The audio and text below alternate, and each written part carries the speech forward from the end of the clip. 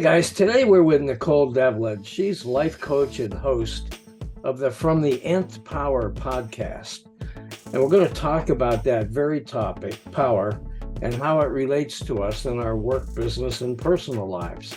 We'll focus mostly on women and many of the key issues that women face today. So stay with us. Welcome to Lean to the Left, home of no-holds-barred commentary, plus interviews with fascinating people. Some of them top experts, others simply with interesting stories to tell. You'll never know who'll show up at Lean to the Left. Now here's your host, Bob Gaddy. Nicole Devlin's passion comes from 30 years' experience guiding and coaching intelligent people. She says her purpose is to help people grow in alignment with their vision and goals, motivating people into better realities. Practically and effectively, Nicole has helped many women master the power to reach their highest aspirations through a practice defined by personal responsibility and spirituality. In her free time, Nicole mentors young women around self-esteem and emotional intelligence. She believes we'll change dysfunctional government and business systems by strengthening personal power through spiritual connection and growing self-awareness. Nicole, welcome to the Lean to the Left podcast. Thanks, Bob. Super exciting to be here. I love this. Thank you for that introduction. That was great. First thing, tell us a little bit about the Nth Power podcast and what you do with it, Nicole. So primarily, the podcast started as a labor of love, something that during the pandemic, when I was just watching all this intense stuff and fear and anger and weirdness and craziness come around and swirl around and tornado through our lives, it seemed to me that everybody was so focused on what was happening outside of them. And all I saw was more powerlessness rather than more empowerment. And so I started to think of this idea of exponentiality and the idea that if I am powerful and feel powerful, which I am and which I do, there is something from within me that supersedes anything happening around me. And then when I bring that up out of me and into my life, the things around me change rather than focusing on, I can't change this, but let me yell and scream about it and get upset and frustrated.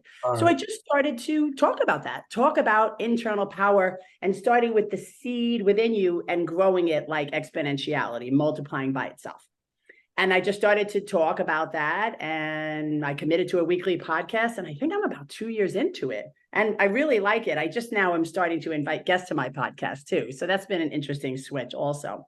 Yeah, I was going to ask you if you did that, because when I started my podcast, at first it was narrations of my blogs on my site, which used to be called Not Fake News. It's now called Lean to the Left. Duh. And then I decided to invite guests, and it's a lot of fun. So I agree with you there. Yes, it is. Yes, Yeah. it is. And I have to tell you, Nicole, and I hope you'll find this to be true, having guests on has just been wonderful, because it allows, at least in my case, it allows me just to talk with the most interesting people that I've just ever come across. And it's just so much fun. Anyway, I hope you enjoy it as much as I do. I do. And I'm meeting, and when I look at the different ways to meet people and invite them on my podcast, I try to get people who have diversity of thinking. Yeah. People who are more critical, people who are more emotionally intelligent, people who are deeply embedded in spiritual ideas versus people who are very political or very business oriented or much more structural and analytical.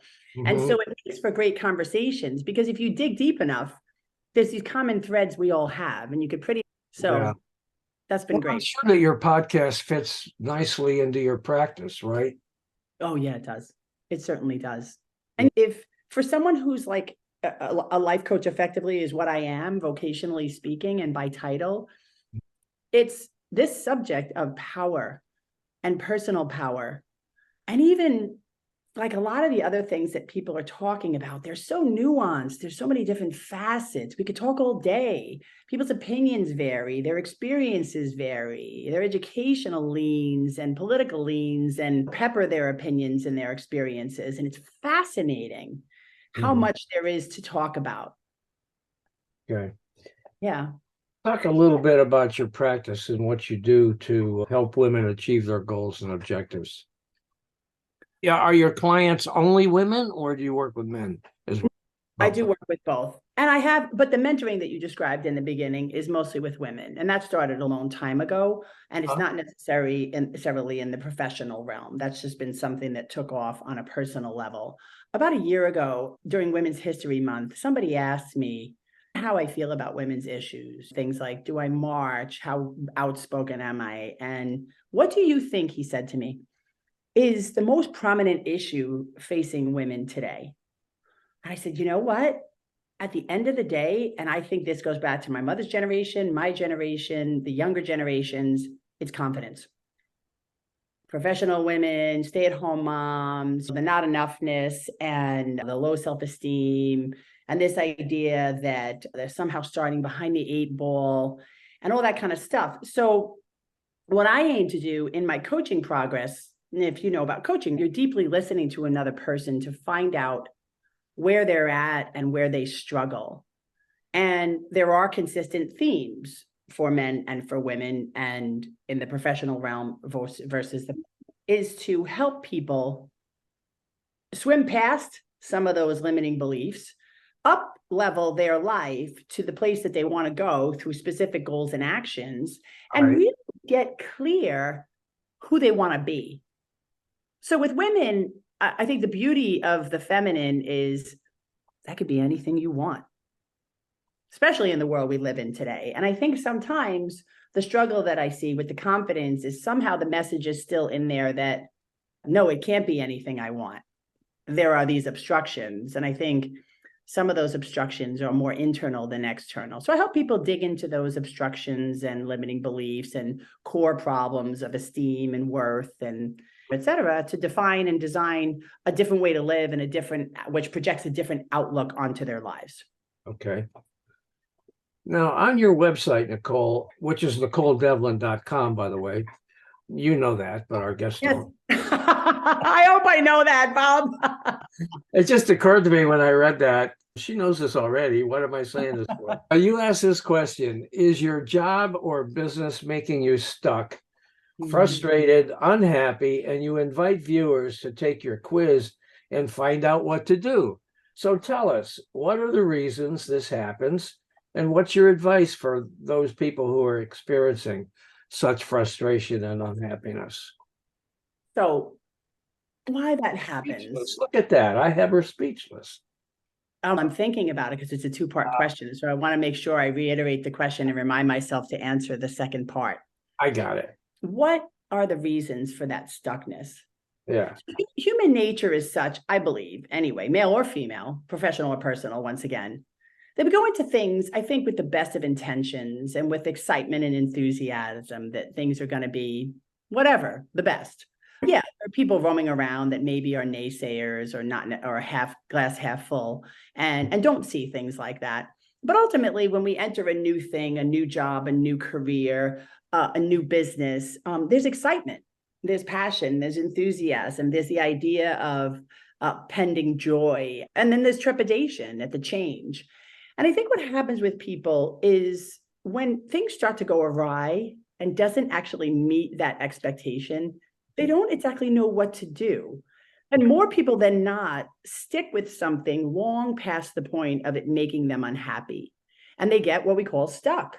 And most of the time, that stuckness is brought on by, oh, it'll be just as bad anywhere else. Oh, I won't get it paid as much if I move. Oh, it's too much risk to leave my job and start a business. Oh, all the negative assumptions of what could go wrong. I think that's also part of the psyche, right? As you're evaluating risk. But people, if they don't find a way to work through that by either making their current circumstances better or finding a new opportunity, they get this feeling like they're just stuck. Because again, they see the problem as outside of them. Oh, my boss is a jerk, or money's a problem, or my husband or wife would be upset if I made this change. Yeah. And again, if they could just go back to what's inside them and get re-engaged with that feeling of excitement and build out a plan, they don't stay stuck, but most people stay stuck because they're full of excuses about why they can't change, which effectively, boil it all down for you. Cliff notes, it's all about fear.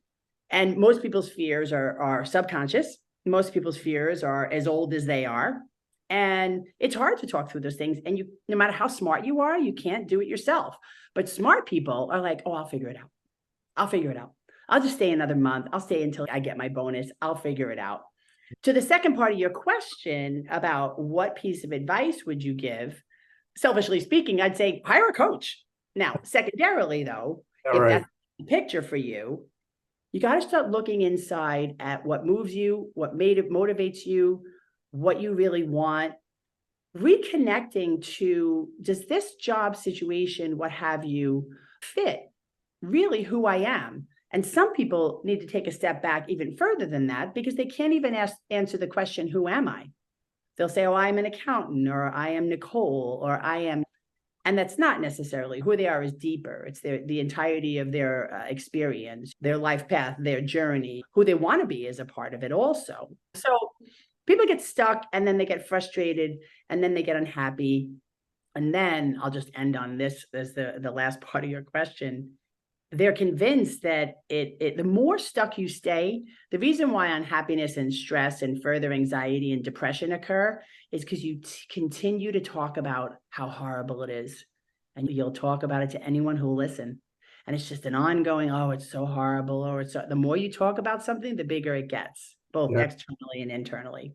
And so there's that feeling of stuck. And then the more you don't move on your displeasure, the worse it gets internally. Okay. So in your practice, you work with people who are having these issues, right? Mm-hmm. Yes. And how does it work? They come to you in your office and you sit and talk like a psychologist, or how does that all work? Oh, good one. Well, psychologist or any kind of like therapist or someone trained in that realm is very different than a coach. Yeah. So a coach is more focused on action. A coach isn't necessarily dealing with mental health issues. Right. And ideally, a coach would refer to someone who's more of an expert in mental health issues, such as a social worker or imagine family therapist or something like that. There is an assumption that the person that you're talking to is of sound mind and body, and that they are just having feelings of, you can have feelings of depression without being depressed, right? You can have feelings of sadness without being grief-stricken or stuck in that. And a lot of people that are stuck, they simply need a hand to hold, an accountability partner, and a plan of action. Okay. And so coaching is more geared towards that. When you go through a coaching certification, I would say the two foundations of it are asking the next right question and deeply listening, right? Which means it's not your agenda. It's not about advice giving. It's not about, here's what I think your problem is, here's an answer, boom, and you pay me money to put it on a plate. There's a presumption that the answers are inside of you. And it takes another person, oddly enough, even though you're the one in your body, that it takes another person who's trained to listen and ask the right questions to get those answers out of you and provide permission, validation, acknowledgement, and anything else a plan, goals, and anything else you need to move forward. Okay. Now, what are some of the questions that are not being asked today about women's issues? You asked me to ask you that question, so I'm asking it. What are some of the questions that aren't being asked today? What am I responsible for? What does it mean to be a woman? And I think as the identity topic comes up and gets thrown around, that question can be something that people get distracted by. In the discussion about rights, let's call it women's rights or the feminine, and I've done, just to give you some background, my mother was not entirely what I'd call a hippie, but definitely someone who in her date and time was a bit out of the box revolutionary, right? Okay. And, Is that where you got some of this stuff? Yeah, to some degree. She was a very devout religious person who got divorced and then was not really a part of that religious community anymore, had 3 kids, and was trying to figure out how to go to work and make ends meet in the early 70s, right? Okay. So a lot of what I was taught about being feminine, being independent, being strong was a sort of sometimes, if you ask me, a blessing in its totality, but also a curse, because I didn't know about things like the softer side of being feminine. And my mother's actually very soft, but the message I got was be strong. And sometimes I think it's all about riding a fine line of balance, for lack of a better word, in the sense that I am a woman who, just like every other human being on the planet, has energies of masculine and feminine. But the strong thing provoked me to become more masculine in a lot of my communication style, a lot of my way of going about my life, being very assertive, almost to the point of perfectionistic aggression within myself. To the point of being a pain in the ass, is that what you're trying to say? Am I a pain in the ass? I wouldn't say I'm a pain in the ass. I'm a New Yorker. So there are some people who might be listening and being like, those are one and the same thing. Touche.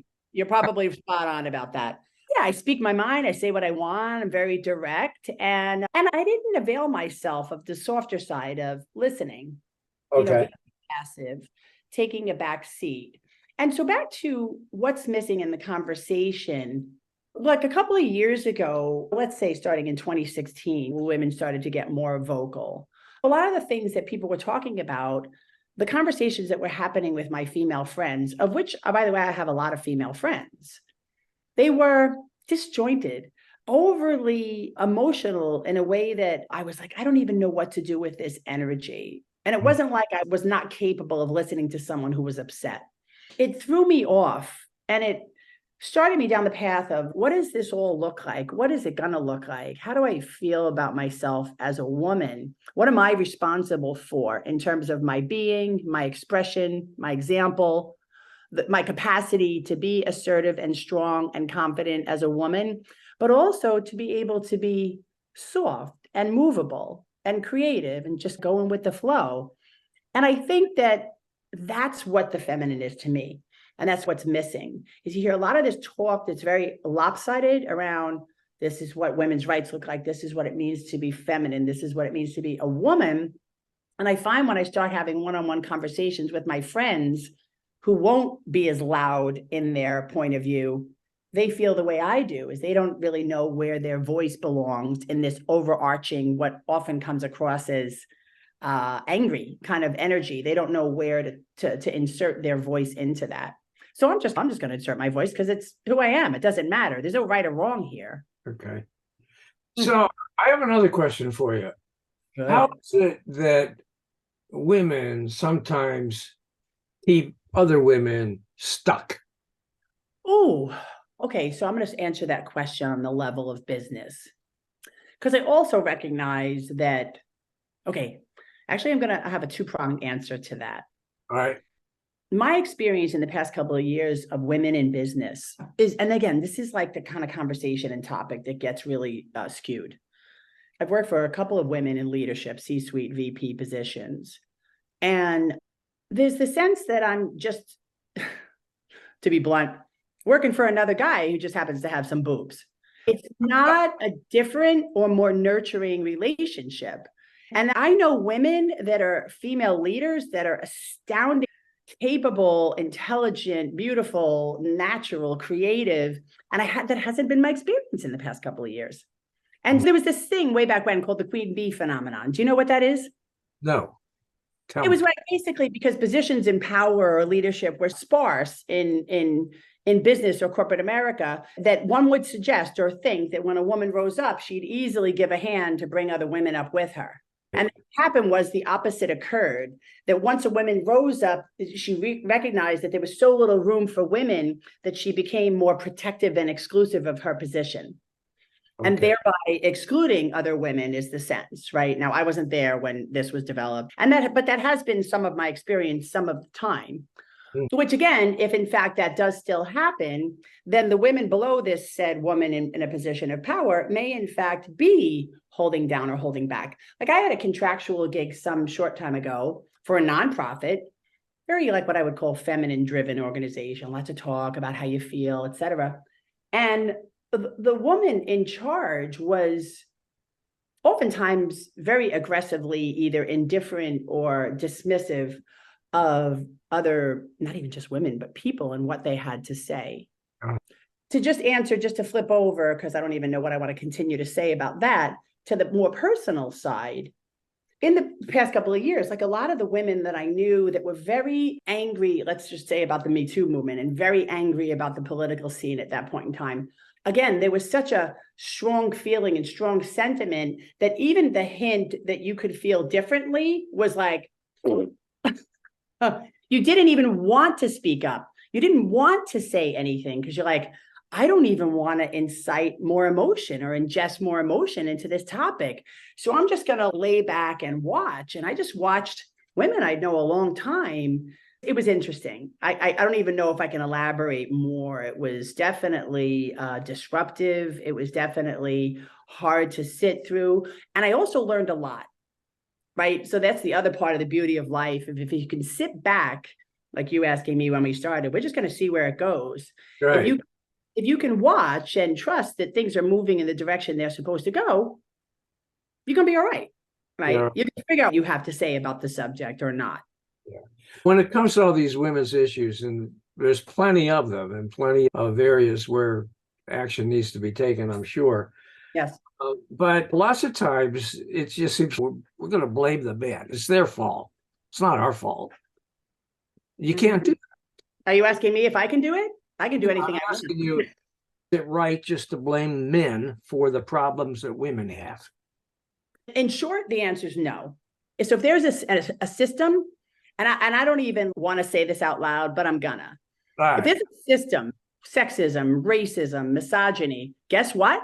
We've all created it. People don't like that because they're like, well, what do you mean? I was just over here doing my thing and it's not my fault that people are sexist.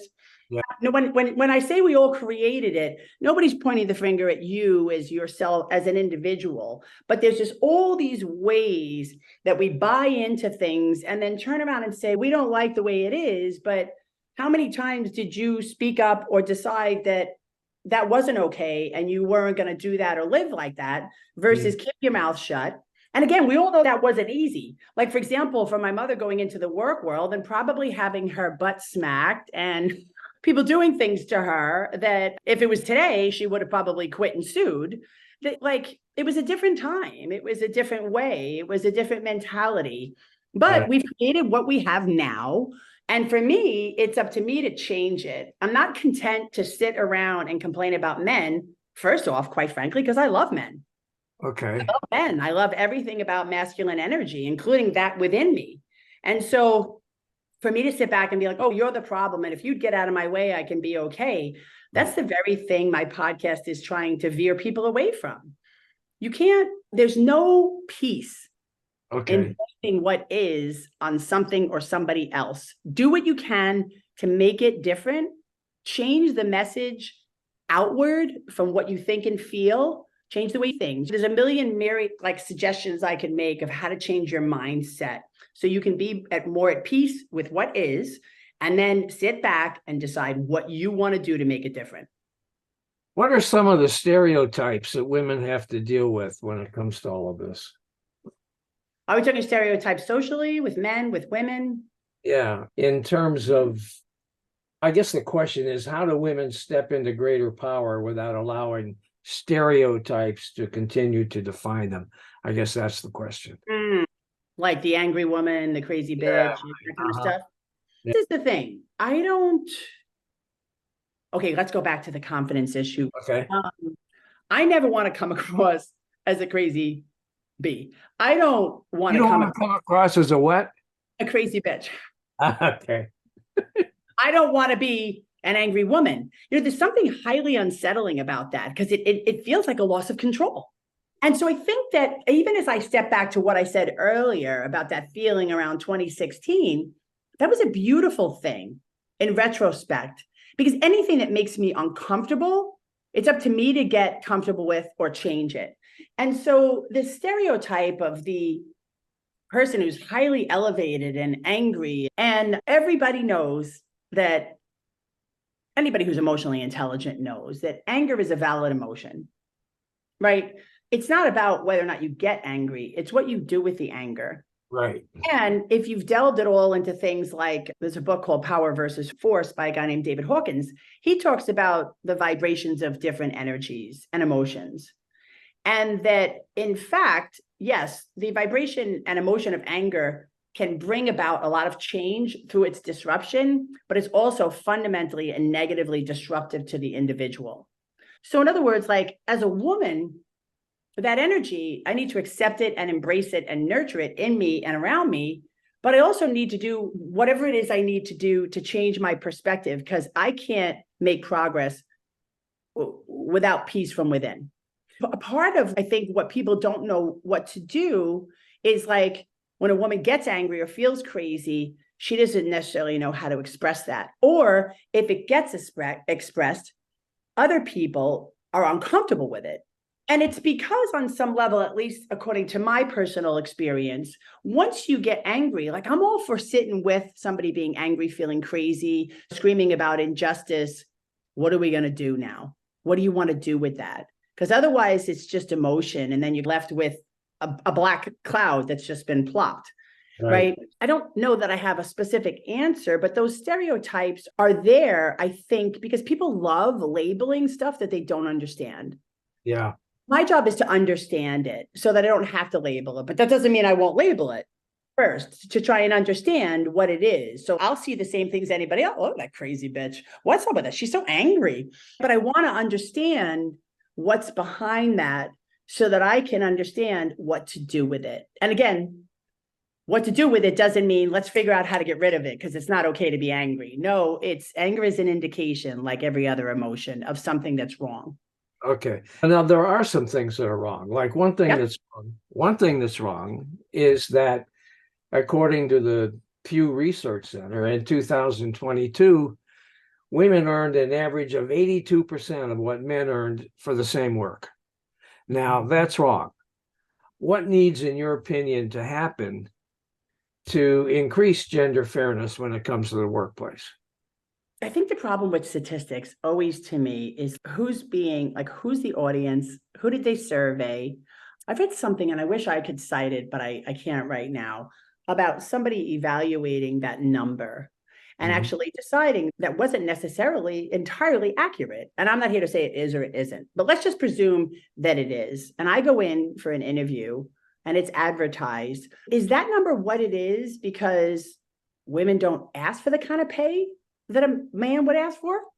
Is it because women are not offered the same amount of money that a man is offered? And I guess that's the confusion that I ask myself, so which premise do I talk about if I want to answer that question? Because I don't feel like, I actually can't imagine going into a professional situation and not asking for what I want and being content with that, and feeling like it was on par with my peers, masculine and feminine. Okay. All right. So it sounds to me like you question whether the issue of pay disparity is really real or not. Is that right? I do. Only because also part of what's happened over the past couple of years, I will say I'm jaded. Yeah. Because my experience over the past couple of years was I was hearing and seeing and reading a lot of things published and in the media that were not correlating my personal experience. Like what? In it, virus statistics, how things were in New York versus California, how things were playing out, what was going on. You know what I did at the end of I think it was 2020 or 2021. I said to myself, here I am, I'm in New York, I had a boyfriend in Northern California. I was living in Brooklyn. Brooklyn, New York, and Oakland, California are very similar, socioeconomically, demographically, politically. And I decided to take myself a trip after Christmas and drive back to California through the South, because I was like, I just want to know what's going on down there. I want to know what people think politically, socially. I want to know how they're acting in terms of the virus, in terms of mandates, in terms of shutdowns, shut in, stay at homes. And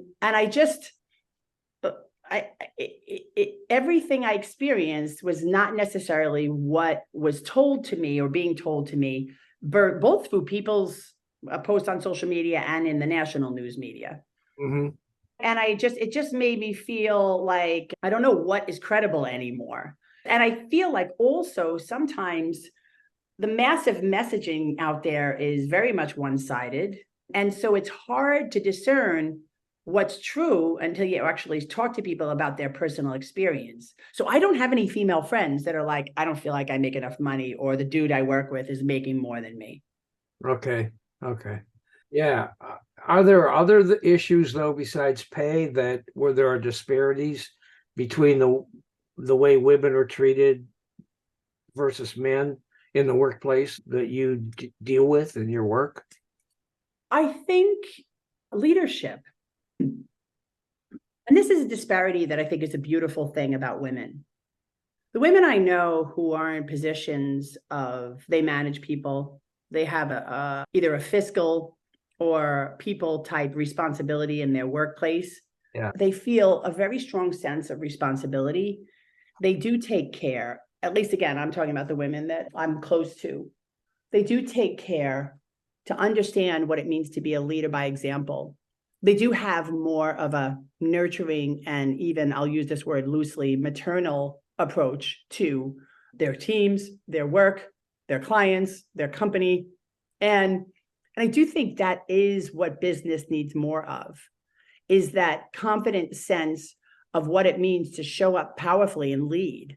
And I think women are inherently, an emotionally intelligent woman is an inherently good leader because of those qualities, the ability to be creative and flow with people and meet people where they're at. And that's not to say that men don't do that or can't do that.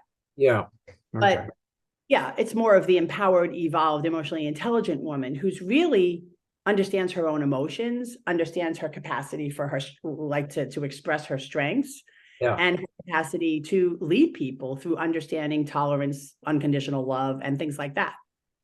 The other day, I had a guest on my show who talked a lot about women's issues and disparities in the workplace and so on. And she raised the question about women's work. Now, do you feel like there still is an attitude that is prevalent that some jobs are just women's jobs and not men's jobs, and vice versa? I think that, again, I don't know if I'd say the words women versus men, but I think that people gravitate towards certain jobs based on personality. Right. And one could equate or correlate certain personality traits with the feminine versus the masculine. Mm-hmm. Like you take someone who, like, I would say there's probably more female teachers and nurses than there are male. Why? Because it's like you're caring for children, you're nurturing, you're curing, but that doesn't mean a man can't be a good nurse or a good teacher. And I think that depending on what is more predominant as far as the energy within someone, be it more masculine, as we categorize masculine and feminine again. So this is all could change, right? But as we categorize masculine and feminine, people's expressions will lead them into the vocation that seems to fit. Like I would never be a nurse or a teacher because I'm just not that much of a caretaker like that.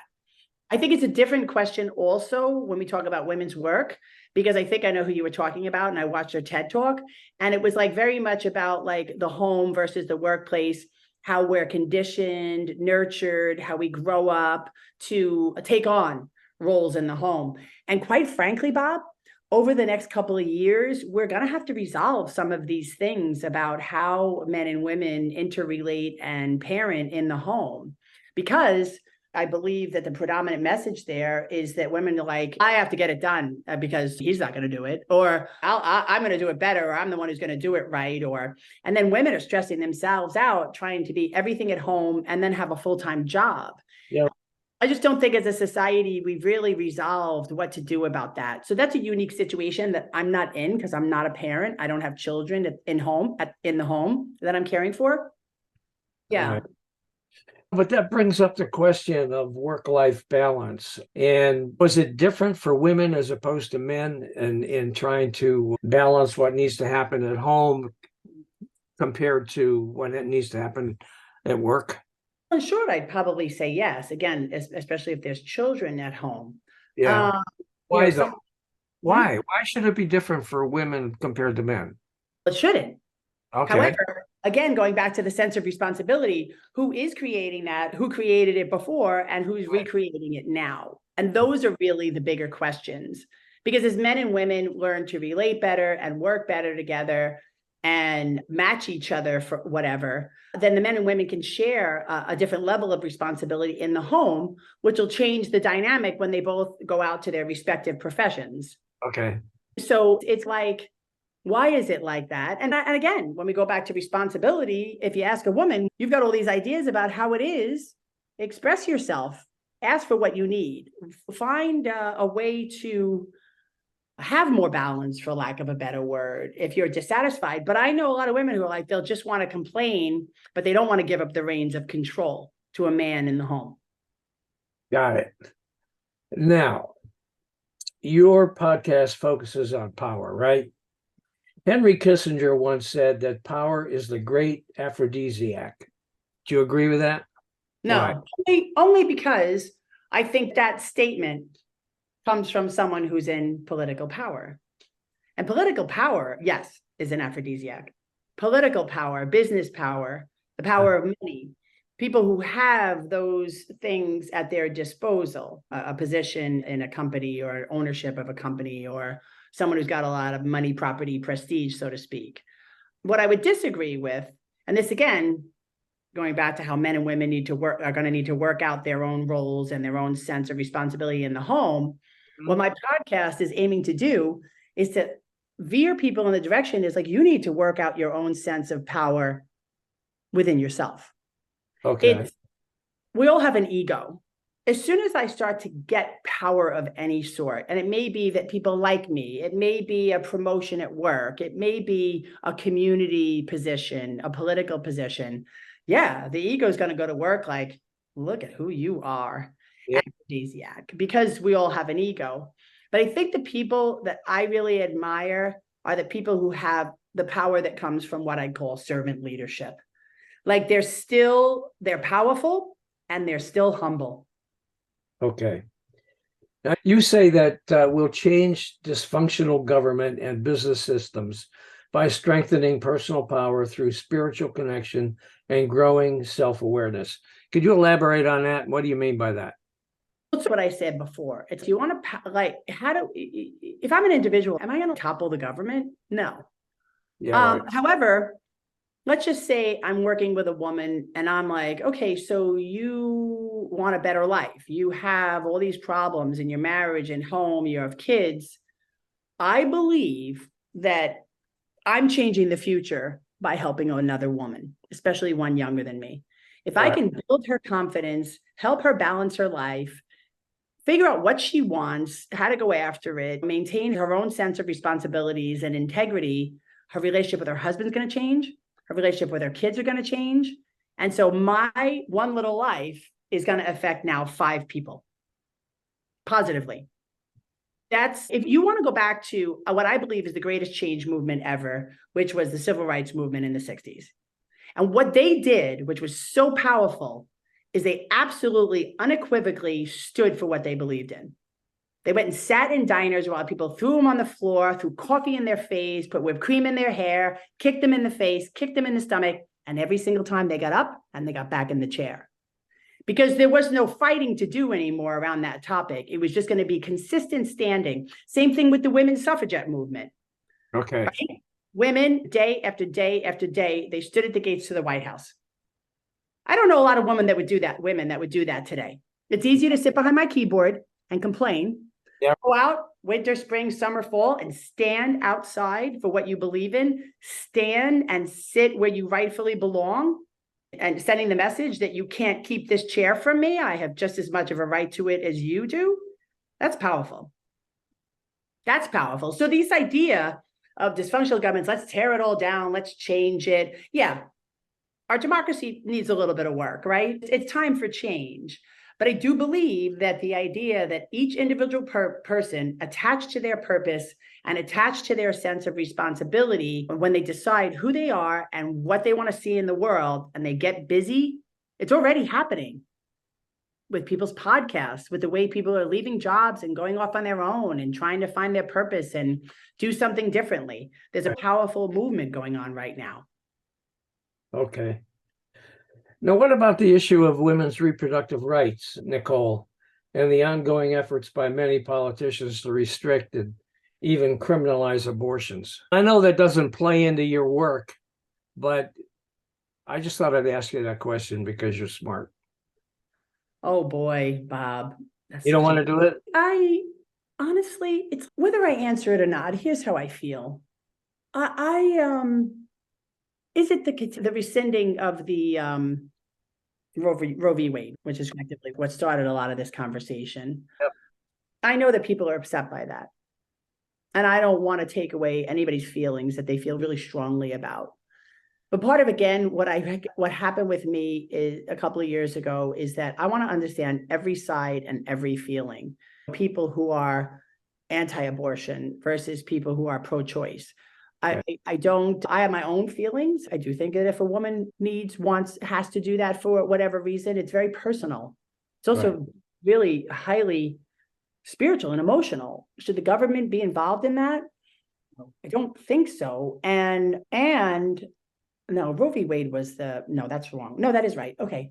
I was thinking like Brown versus Topeka Board of Education. That was the one, the civil rights decision, right? Okay. Correct. Yeah. Okay. It's so hard for me to feel something about that because I cannot be pleased, but I can also be, okay, is it possible that this is going to lead to something even better than what we had? Yeah. So I don't feel the need, and I don't have strong alignment with political feelings around the subject.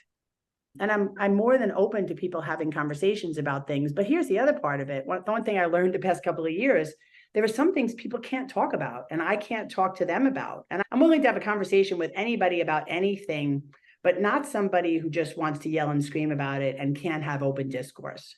Yeah. You know what? I saw that in an episode on your podcast.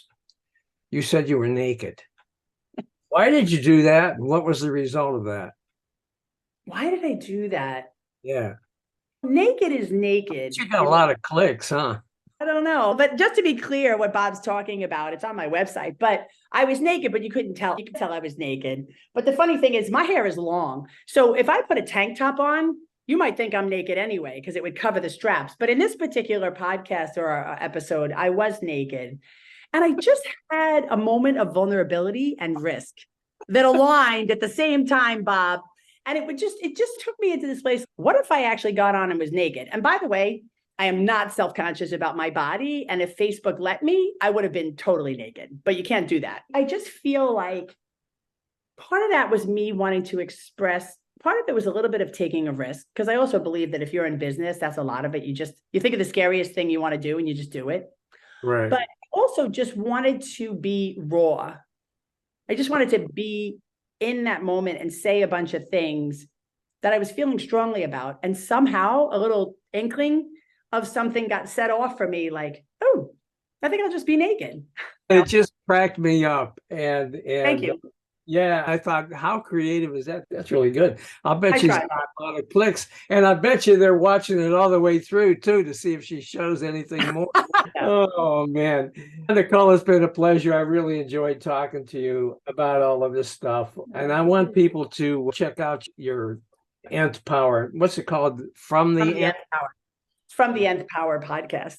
From the Nth Power podcast. So go there, check it out, and give her a lot of love. Okay? All right. Thank you, Bob. Hey guys, I hope you enjoyed this Lean to the Left video and that you learned something as well. Please come back on a regular basis and check out our interviews with guests on topics that I hope you find interesting, entertaining, and enlightening. And you can check out the schedule of upcoming shows, guests, and topics at podcast.leantotheleft.net. You can also subscribe to our audio version there or to our video shows here at YouTube. And follow us on social media, Facebook at the Lean to the Left Podcast, Twitter at Lean to the Left 1, Instagram at BobGaddy_Lean to the Left, and TikTok at Lean to the Left. Our goal is to be informative and entertaining as we and our guests comment on the latest developments in the news and about the social issues that concern us all. This is Bob Gaddy signing off for Lean to the Left. Thanks for sharing your time with us.